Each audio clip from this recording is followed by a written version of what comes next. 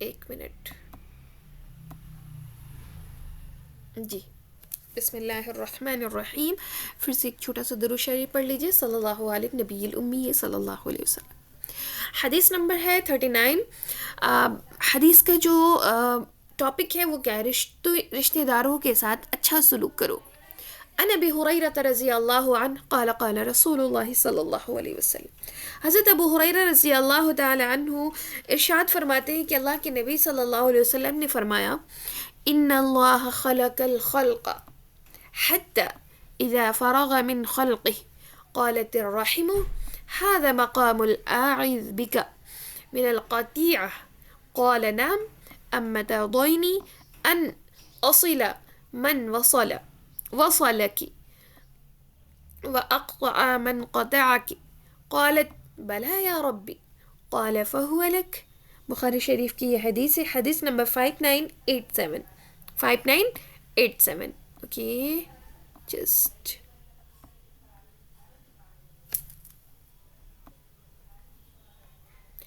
ایک سیکنڈ. 39 یہ میننگ اس کی دیکھیے. ان اللہ خلق الخلق حتى اذا فرغ من خلقه قالت الرحم هذا مقام العائذ بك من قطيعة قال نعم اما ترضيني ان اصل من وصلك واقطع من قطعك قالت بلى يا ربي قال فهو لك. کہتے ہیں کہ ان اللہ خلق الخلق، اللہ تبارک و تعالی جب مخلوق کی تخلیق سے حتی اذا فرغ من خلقہ، جب مخلوق کی تخلیق سے فارغ ہوئے، قالت الرحم، تو کیا فرمایا؟ تو رحم نے کہا ھذا مقام العیذ بک من قطیعہ، یہ قطع رحمی سے تیری پناہ مانگنے کا مقام ہے. یہ قطع رحمی سے تیری پناہ مانگنے کا مقام ہے یہاں پر. تو قال نعم، تو اللہ تعالیٰ نے فرمایا ہاں. قال نعم، اللہ تعالیٰ نے فرمایا ہاں. اما ترضینی ان اصل من وصلک، کیا تو اس بات سے راضی نہیں کہ جو تجھے جوڑے گا میں اسے جوڑ دوں گا، جو تجھے جوڑے گا میں اسے جوڑ دوں گا. اور وَأَقْطَعَ مَنْ قَطَعَكِ، جو تجھے توڑے گا میں اسے توڑ دوں گا. قالت، تو رحم نے کہا بلا یا ربی، کیوں نہیں ہے اللہ؟ تو اللہ نے فرمایا تو اب فَهُوَ لَكَ، ایسا ہی ہوگا. یہ حدیث شریف ہے بخاری شریف کی 5987. کیا اللہ تعالیٰ جب مخلوق کی تخلیق سے فارغ ہوئے تو رحم نے کہا، رحم جو صفت ہے نا اللہ کی، کہا کہ یہ قطع رحمی سے تیری پناہ مانگنے کا مقام ہے. اللہ نے کہا ہاں، کیا تو اس بات سے راضی نہیں ہے کہ جو تجھے توڑے گا میں اسے توڑ دوں گا، جس کے اندر جو تجھے توڑے گا میں اسے توڑ دوں گا، اور جو تجھے جوڑے گا میں اسے جوڑ دوں گا. تو اور اس کے بعد تو رحم نے کیا کہا کہ کیوں نہیں ہے اللہ؟ تو اللہ نے فرمایا فَهُوَ لَكَ، اب ایسا ہی ہوگا. دیکھیے صلہ رحمی اور رشتہ داروں کے ساتھ حسن سلوک اسلام میں بڑی اہمیت رکھتا ہے. صلہ رحمی، رشتہ داروں کے ساتھ حسن سلوک اسلام میں بڑی اہمیت رکھتا ہے. یہ متقی اور پرہیزگار لوگوں کا شعار ہے، ان کی پہچان ہے. اللہ کے نبی صلی اللہ علیہ وسلم کا یہ خاص وصف ہے، صلہ رحمی کرنا، رشتہ داروں کے ساتھ اچھا سلوک کرنا، رشتہ داروں کے ساتھ اچھا سلوک کرنا اور صلہ رحمی کرنا. یہ اللہ کے نبی صلی اللہ علیہ وسلم کا خاص وصف ہے، یعنی صفت ہے. یہ ان کے اندر نا ایک خاص صفت تھی. یہ میں نہیں کہتی، بخاری شریف کی حدیث نمبر 2 کہتی ہے صلہ رحمی جو کرتا ہے، جو لوگوں کے اوپر رحم کرتا ہے، رشتہ داروں سے اچھا سلوک کرتا ہے، اس کے رزق میں فراخی کر دی جاتی ہے. ترمذی شریف کی حدیث کہہ رہی ہے کہ جو صلہ رحمی کرتا ہے اس کے رزق میں فراخی کر دی جاتی ہے، یعنی کشادگی کر دی جاتی ہے، بڑھا دیا جاتا ہے، عمر میں برکت کر دی جاتی ہے اس کی، اور آپس میں محبت پیدا کر دیتا ہے اللہ رب العالمین. ترمذی شریف کی یہ حدیث نمبر 1979 کہتی ہے کہ جو صلہ رحمی کرتا ہے اللہ تبارک و تعالیٰ اس کے رزق میں برکت عطا فرما دیتا ہے، اس کی عمر میں برکت عطا فرما دیتا ہے، آپس میں اس کے لیے نا محبت پیدا کر دیتا ہے. ایک دوسرے کے لیے، جو رشتہ داروں کے ساتھ اچھا سلوک کرتا ہے، جو لوگوں کو سمجھتا ہے. اور پھر دیکھیے حتیٰ کہ کافر رشتہ دار کے ساتھ بھی اچھا سلوک کرنے کی اسلام نے ہمیں تعلیم دی. ہجرت کے بعد حضرت اسماء بنت ابی بکر رضی اللہ تعالیٰ عنہا کے پاس ان کے والد جو مشرکہ تھی، ان کی والدہ جو مشرکہ تھی آئیں تو حضور صلی اللہ علیہ وسلم نے حضرت اسماء رضی اللہ تعالی عنہا کو ماں کے ساتھ حسن سلوک کی ہدایت فرمائی. مسلم شریف کی حدیث ہے 1003. یعنی کافر کے ساتھ بھی اسلام ہمیں حسن سلوک کی، صلہ رحمی کی اسلام ہمیں اجازت دیتا ہے. اسلام ہمیں کہتا ہے کہ کافر کے ساتھ بھی تم حسن سلوک کرو، کیونکہ ہجرت کے بعد حضرت اسماء بنت ابی بکر رضی اللہ تعالیٰ عنہ کے پاس ان کی والدہ آئیں جو مشرکہ تھی، اسلام نہیں لائی ہوئی تھی. حضور صلی اللہ علیہ وسلم نے اسماء رضی اللہ تعالیٰ عنہ کو ماں کے ساتھ حسن سلوک کی ہدایت فرمائی. سبحان اللہ. اور جو لوگ رشتہ داری کا خیال نہیں رکھتے نا، رشتہ توڑنے والا جنت میں داخل نہیں ہوگا. رشتہ توڑنے والا کیا ہے؟ جنت میں داخل نہیں ہوگا. جو لوگ رشتہ داری کا خیال نہیں رکھتے، قرابت داروں کے ساتھ یعنی اپنے لوگوں کے ساتھ، رشتہ داروں کے ساتھ برا سلوک کرتے ہیں، ان کو ستاتے ہیں، ان کو پریشان کرتے ہیں، برا سلوک کرتے ہیں، ان کے اوپر لعنت کی گئی ہے. سورہ محمد آیت نمبر 23 آیت نمبر 23. اس قوم پر رحمت نہیں اترتی جس میں قطع رحمی کرنے والا ہو. لوگوں کے ساتھ قطع رحمی، رشتے توڑنے والا جو ہو، لوگوں کو رشتے توڑنے والا ہو، ایسا شخص جنت میں داخل نہیں ہوگا جو رشتے توڑنے والا ہے. بخاری شریف. قطع رحمی کرنے والا، صلہ رحمی نہ کرنے والا، رشتے توڑنے والا. بخاری شریف کی حدیث 5984. جو رشتوں کو توڑتا ہے بلکہ جنت کی خوشبو تک نہ پائے گا ایسا شخص. صلہ رحمی صرف یہ نہیں ہے کہ جو ہمارے ساتھ اچھا کرے ہم اس کے ساتھ اچھا کریں، بلکہ جو ہمارے ساتھ اچھا نہ کرے اس کے ساتھ بھی ہم اچھا کریں. صلہ رحمی یہ ہے. اور حقیقی صلہ رحمی تو یہی ہے نا کہ قطع رحمی، جو لوگ تم سے رشتے توڑ رہے ہیں، جو لوگ تمہیں نہیں سمجھ رہے نا، ان کے ساتھ بھی تم رشتہ جوڑنے کی کوشش کرو. کیونکہ بخاری شریف کی حدیث کہتی ہے کہ جو تمہارے ساتھ قطع رحمی کرتے نا، ان کے ساتھ تم صلہ رحمی کرو، یعنی توڑنے والوں کے ساتھ جوڑو. بخاری شریف کی حدیث 5991 کہتی ہے. صلہ رحمی کی صورتیں کیا ہیں؟ دیکھیے، رشتہ داروں سے ملاقات کرتے رہیں، ان سے کبھی حال چال پوچھتے رہیں. وہ کبھی پریشان حال ہے نا تو ان کی کوئی مدد کر دی جائے، کبھی فون وغیرہ سے بات کر لی جائے، لیکن اتنی گوسپ نہ کر لیا جائے کہ گھنٹے ایک دوسرے کی برائی کرنے لگ جاؤ. کسی سے جوڑ لو تو کسی کی برائی کرنے لگ جاؤ، ایسا نہیں. خاندان میں جو بڑے ہیں نا ان کی عزت کی جائے، جو چھوٹے ہیں ان سے شفقت کی جائے، چھوٹی موٹی باتوں کو اپنی انا کا مسئلہ نہ بنایا جائے. خاندان کی جو غریب افراد ہیں نا ان کے لیے کبھی صدقہ، کبھی یوں ہی مدد کر دی جائے، کبھی کیا ہے یوں ہی مدد کر دی جائے. کبھی ایک دوسرے سے ملنے چلے جایا کرے، اور اگر کوئی آپ کے آتا ہے نا اس کا فل استقبال کرے، دل سے استقبال کرے، دل سے اس کا ویلکم کرے. اس کے لیے کبھی کچھ اچھا بنا لیا جائے، کبھی گھر میں کچھ اچھا بنایا نا کسی کے یہاں بھیج دیا جائے. جس حد تک ممکن ہونا ان کی خدمت کر کے خوشی محسوس کریے. ہر غم ہر خوشی کے موقع پر ان کے ساتھ شامل ہوئیے.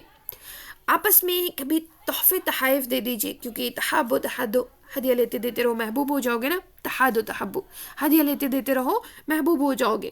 ایک دوسرے سے نا محبت کیا جائے، کیونکہ تحفہ دینے سے، گفٹ دینے سے نا دل میں خوشی ہوتی ہے. اور جو ہے تحفہ خواہ کیسا ہی کیوں نہ ہو، خوشی سے قبول کیا جانا چاہیے. ترمذی شریف کی حدیث 2130 یہ کہتی ہے تحفہ کیسا بھی ہو اسے قبول کرنا چاہیے. بالخصوص بیوی کو شوہر کے رشتہ داروں کا احترام کرنا ہے، شوہر کو بیوی کے رشتہ داروں کا احترام کرنا ہے. بالخصوص خاص کر دیا گیا یہاں پر، بیوی کو شوہر کے رشتہ داروں کا خیال کرنا ہے، شوہر کو بیوی کے رشتہ داروں کا خیال کرنا ہے. شوہر کا جذباتی اور قریبی رشتہ اپنی والدہ سے ہوتا ہے، تو بیوی کو چاہیے کہ اس کا لحاظ کرے، اپنی ساس کو کسی بھی قسم کی تکلیف نہ دے. ویسے بہت کم ہی بہویں ہوتی جو ساس کو تکلیف دیتی ہیں آج کے ٹائم میں، تو ساس ہی حاوی رہتی ہیں بہوؤں کے اوپر. سو یہاں پر اگر کوئی ساس ہے تو میں ان سے کہنا چاہوں گی کہ پلیز آپ ماں بن کے رہیے. کوئی بہو ہے تو میں اس سے کہنا چاہوں گی آپ بیٹی بن کے رہیے. ساس کی ذمہ داری جو ہے نا وہ اپنی بہو کو بیٹی بنا کے رکھے. بیٹی کی بہو کی جو ذمہ داری ہے وہ اپنی ساس کو ماں سمجھ کے رکھے. تو اس طریقے سے گھر خوشحال رہ سکتا ہے. اور اگر آپ سمجھیں گے نا ہم تو ساس ہیں اب ہی تو ہمارا، کیونکہ اس سے پہلے اس کی ساس تھی، اس کا ڈیرا پسارا تھا، اس کی ساری ذمہ داریاں تھی، وہ اپنا حکم چلا رہی تھی. اب آپ ساس بنی ہیں تو آپ اپنا حکم چلا رہی ہیں، کیونکہ یہ تو چلا ہی آ رہا ہے. تو یہ جو چلا آ رہا ہے نا، یہ جو چلا آ رہا ہے نا کہ ان کی ساس ان کی ساس ان کی ساس کر کے اب میں ساس بنی ہوں تو اب میرا حق ہے سارے گھر پر. بالکل آپ کا حق ہے، آپ سے آپ کا حق کوئی نہیں چھین رہا ہے. لیکن وہ جس کو آپ لے کر کے آئے ہیں نا اس کو بھی اس کا حق دیجیے. اس کو اتنا بنا دیا جاتا ہے کہ بس کچن سے لے کے اپنے کمرے تک، اپنے کمرے سے لے کے کچن تک، اور جھاڑو پوچھا اور برتن تک رکھ دیا جاتا ہے ایک بیٹی کو لا کر کے، بہو بنا کر کے. پلیز اس کو اپنے گھر کے سارے فیصلوں میں شامل کریے، اس کو ہر ایک چیز کا حق دیجیے. آج کے ٹائم میں بہوؤں کے ساتھ یہی ہوتا ہے. اگر کسی دوسرے بیٹے کی شادی ہے نا تو بیٹیوں کو بلا لیا جاتا، ہاں آپ آئیں گی تبھی گھر کی شاپنگ ہوگی. ان سے تو کچھ ہونے سے رہا نہیں. بھائی آپ انہیں لے کے جاؤ شاپنگ کرنے کے لیے. کیا صرف آپ کی بیٹی جب آئے گی تبھی سارا کام ہوگا؟ وہ بھی تو کسی گھر کی بہو ہے. تو آپ جب اپنی بہو کو بیٹی کا درجہ نہیں دے رہے تو پھر آپ کی بیٹی کو بھی کل کو بہو کا درجہ ہی ملے گا، بیٹی کا درجہ نہیں ملے گا. سو آپ اپنی گھر کے رشتوں کو سمجھیے، ان کو سمجھنے کی کوشش کریے. بہت زیادہ ایک عورت کو جب نا، ایک بہو کو نا صرف اور صرف گھر سے کمرے سے کچن، کچن سے کمرہ اور پھر گھر کا جھاڑو پوچھا کرنے کے لیے آج کے ٹائم میں زیادہ تر لوگ کرتے ہیں. وہ ایک بہو ایک بیٹی بنا کے نہیں لے کے آتے، وہ ایک نوکرانی بنا کے لے کے آتے ہیں آج کے ٹائم میں. سو پلیز آپ سب نا اس کو اتنا ہی درجہ دیجیے جتنا آپ اپنی بیٹی کو دیتے ہیں. جتنا آپ کی بیٹی کو درد ہوتا ہے تو آپ کو فیل ہوتا ہے نا، اتنا درد اس بہو کو ہو تو آپ فیل کریے. جب اس کا درد آپ فیل کریں گے تبھی آپ کی بہو بھی آپ کو ماں کا درجہ دے گی، آپ کا درد فیل کرے گی. ہر کوئی آج کے ٹائم میں اس طریقے کی پریشانیوں سے جھیل رہا ہے. جو ساس ہے نا وہ پھر ایک مطلب بہت بڑی والے کمانڈر بنی ہوئی ہیں. ان ساسوں سے بھی کل کو اللہ تبارک و تعالیٰ پوچھے گا تو آپ کیا جواب دیں گے اللہ تبارک و تعالیٰ کو؟ آپ نے بھی اللہ کے گھر جانا ہے، آپ سے بھی وہاں پر سوال کیا جانا ہے. سو پلیز یہ جو بہوؤں کے اوپر اتنی ساری آج کے ٹائم میں ظلم اور تشدد کیے جا رہے ہیں ان کو پلیز بند کریے، ورنہ پھر کل کو آپ کی بیٹی بھی کسی کی بہو بنے گی. آپ کو بھی ان ساری چیزوں کو دیکھنا پڑے گا، آپ کو بھی سفر کرنا پڑے گا. پھر آپ کو اس درد کا احساس ہوگا. ہو سکتا ہے کہ آپ کی بیٹی بڑی خوش ہو اپنے سسرال میں، لیکن آپ جب اپنے گھر پہ اپنی بہو کو خوش نہیں رکھیں گے، اپنی بہو کو پریشان کریں گے، اللہ تعالیٰ آپ سے سوال کریں گے اور پھر وہاں جواب دینے کے لیے آپ کے پاس کچھ بھی نہیں ہوگا. جو زیادتی آپ کرو گے نا، آپ کے انہی کا اعمال سے نا ہر ایک نیک اعمال آپ کی بہو کو دے دیا جائے گا اور پھر آپ خالی ہاتھ رہ جاؤ گے. آپ کیا ہے خالی ہاتھ رہ، اور وہاں تو کوئی کسی کے کام نہیں آنے والا. وہ جو آپ جس بہو کے لیے آپ، جس بیٹی کے لیے آپ سب کچھ کرتے تھے نا، جس بیٹی کے لیے آپ بہو کو پریشان کرتے تھے، وہ بیٹی بھی آپ کے کام نہیں آئے گی. وہ بیٹی بھی آپ کا ساتھ چھوڑ دی گئی. وہ کہے گی اللہ مجھے جنت پہنچا دے، باقی کسی کو پہنچا یا نہ پہنچا. وہ خود اپنے لیے اللہ سے سوال کرے گی. سو آپ سب یہاں پر سمجھدار ہیں، پلیز اپنے اپنے گھروں کو نا سکون کا گھر بنا لیجیے. بہوؤں پر حکومت کرنا بند کر دیجیے. اور بہوؤں سے بھی ایک ریکویسٹ ہے کہ اپنی ساس کو ماں سمجھیے، ان کے لیے ان کی خدمت کریے، ان کو اپنی ماں کی طرح رکھیے. اگرچہ اسلام نے آپ کو ان کی خدمت کا حق نہیں دیا، اگرچہ شوہر کو دیا ہوا ہے، لیکن اس کا مطلب یہ نہیں ہے آپ ان کے گھر آئی ہوئی ہیں. ان کے گھر کو اپنا گھر سمجھیے، ان کی ساری ضرورتوں کو اپنی ضرورت سمجھیے، ان کی ساری پریشانیوں کو اپنی پریشانی سمجھیے.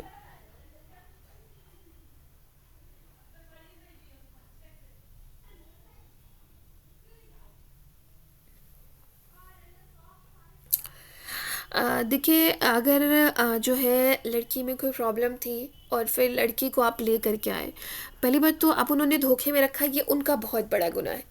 لیکن اب جب آپ کے گھر آ چکی ہیں، جیسی بھی تھی وہ اب آپ کی بہو تھی، تو اب آپ کو ایکسیپٹ کرنا چاہیے تھا. اگر آپ نے ایکسیپٹ نہیں کرا ہے اور اب آپ طلاق دے دی ہیں، تو اس کا پوچھ گچھ، اس کا سوال اللہ تبارک و تعالیٰ آپ سے کر سکتا ہے اور کرے گا، کیونکہ اس میں اس کی کوئی غلطی نہیں تھی، اس کے ماں باپ کی تھی، انہوں نے چھپایا ہے. ماں باپ سے بھی سوال کیا جائے گا کہ آپ نے دھوکہ دے کے کیوں شادی کرائی. تو یہ دونوں طرف سے ہے. آپ نے اب آپ کے پاس آ گئی تھی، آپ کی امانت تھی، آپ کے گھر کی بہو تھی، آپ کو وہاں پر تھوڑا بہت ایڈجسٹ کرنا ہی پڑتا. چلیے اللہ سے دعا ہے اللہ تعالیٰ آج کے ٹائم میں جتنی بھی سسٹرز پریشان حال ہیں، جتنی بھی جو اپنی خاص کر فیملیز میں جو ساس بہو کے رشتے سے پریشان ہیں، ننند کے رشتوں سے پریشان ہیں، اللہ تعالیٰ سب کو سمجھ عطا فرما دیجئے. اللہ سب کی نا پریشانیوں کو دور فرما دیجئے. اللہ سب کی مقدر میں نا آسانیاں لکھ دیجئے. اللہ تعالیٰ سب کو ہر مصیبت، ہر بلا، ہر پریشانی سے اللہ تعالیٰ سب کی حفاظت فرما لیجئے. یہاں پر آئی ہوئی جتنی بھی بہنیں ہیں، اللہ تبارک و تعالیٰ اس پیاری پیاری حدیثوں کے صدقے جو پیارے نبی صلی اللہ علیہ وسلم نے حدیثیں فرمائی ہیں، اللہ یہ حدیثیں تو آپ کو بڑی محبوب ہے نا. اللہ ان حدیثوں کی وجہ سے جس سے آپ اتنا پیار کرتے ہیں، ان بہنوں کے اوپر رحم فرما دیجئے. اور آج کے ٹائم میں جن کے پاس جو بھی پریشان حال ہے نا، ہر ایک کے لیے نا آزمائش ہے، اور اللہ تعالیٰ آپ کو آزما رہا ہے. آپ اللہ سے دعا کریے، اپنی اس آزمائش کو نا اللہ تبارک و تعالیٰ پر چھوڑ دیجیے، اور یہ دعا ضرور کیا کریے کہ اللہ آپ جو آزما رہے ہیں نا مجھے، اس آزمائش میں نا مجھے مکمل پورا اتار. میرا جو امتحان ہے نا اس میں مجھے پاس کر دیجیے، اللہ فیل مت کریے گا.